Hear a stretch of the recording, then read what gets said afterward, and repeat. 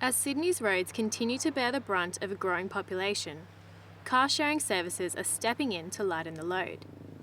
The concept of one car, many drivers is part of a growing trend towards sharing assets, to try to maximise their output and decrease our environmental impact.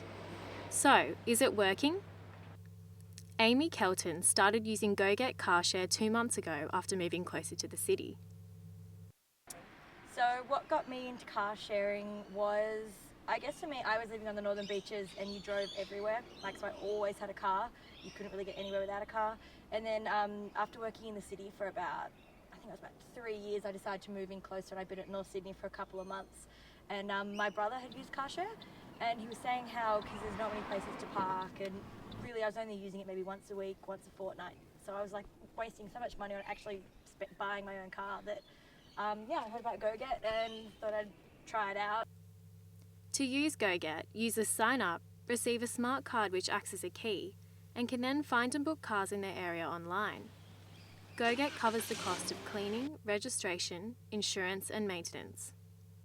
The outlay for a car is quite substantial, I think, in the first place. Your insurance for young people is normally quite high. We don't differentiate in terms of the cost of that insurance. And it's accessible. Many of the cars are around the university areas, the areas where younger people reside.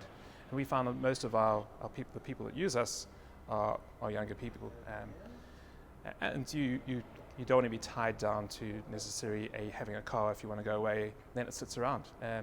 You go away and that car is available for use and you're not paying anything for that car. Car sharing also makes every car trip something we have to think about.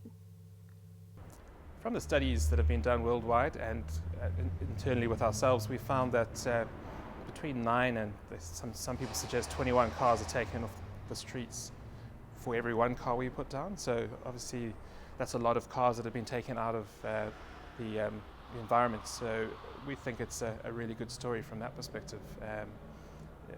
Utilising the same asset a lot more efficiently rather than having a lot of assets sitting around not being used. But do we have the system to support car share? Despite having a benefit to cost ratio of 19.4%, which basically means a high value for the community, car sharing does not feature in the long-term transport master plan for New South Wales. One hurdle for the system is the need for fixed parking spots. Local government is slowly sort of grappling with that need to provide these spaces. When you think about it, car sharing is a private organisation, it's a private company. And what car share spaces or car share companies are asking local councils to do is really allocate what is a public space, and that space on the road, to a private company. And that can cause concern in the community, even though it's a great thing that local government should be promoting car sharing. It is still, there's a little bit of, animosity in some communities about that allocation of space. Manly Council has drawn up a car share scheme, but negotiations with car share companies remain incomplete. So what's happening now is the car share companies are coming into Manly, they are taking up parking spaces and they're not paying. They're paying their registration, they're paying their insurance and they're paying for their vehicles of course, but they're not paying anything back for use of the public space. That has been a dilemma that we need to resolve because as custodians of the public land, we then have to make sure that if somebody's coming in and running a business on the public land, then we really need to be getting something back for the public good. And for many of us, the attachment to the private car remains. Research that I've done in the past has shown that people use the space in their car and the time that they spend in their car to do a lot of really personal things, from making personal phone calls to eating breakfast, checking Facebook, etc., etc.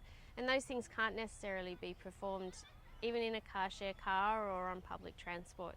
So we do as a culture have this sort of attachment to the private car and to the ownership of the car. The interesting thing is though that people I've spoken to who are undertaking car sharing, this is in new research that we've just recently done, they do consider the space within the car their own for the time that they have it. So I think it's just interesting watching this redefinition of what it means to own in our society, and car sharing is a great example of that. So, where can car sharing go from here? There's room for new, more eco-friendly technologies like hybrid and electric cars to become further introduced to the market. But for now, car sharing is one step towards a more sustainable Sydney. I do miss my own car, but I can see that I don't need a car all the time. But so at the moment, this is the best option for me.